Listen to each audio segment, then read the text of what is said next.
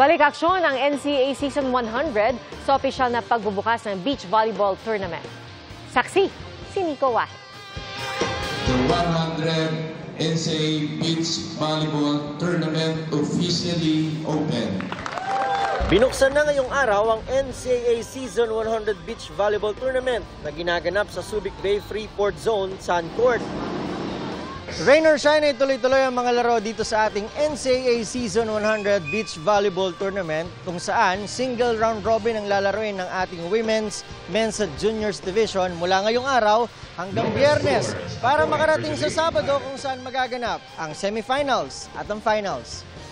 Gunning for 3-peat ang women's team ng Colegio de San Juan de Letran sa pangunguna ng reigning MVP na si Gia Makilang. Kami daw yung tinatarget ngayon na talunin, so parang it's a pressure for us, pero pressure is a privilege naman po.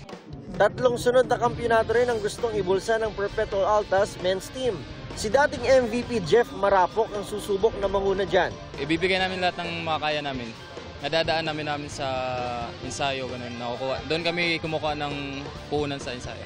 Susubukan namang depensahan ng juniors team ng Emilio Aguinaldo College ang kanilang Season 99 title.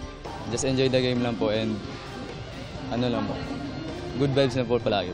Sa opening ceremony kanina, kasabay ng pagpapakilala sa mga manlalaro ay nag-perform si The Clash Season 6 Grand Champion Miss Naya Ambi. Nag-perform din ang isa sa cast ng upcoming series sa GMA Afternoon Prime na binibining marikit na si Kevin Dasom.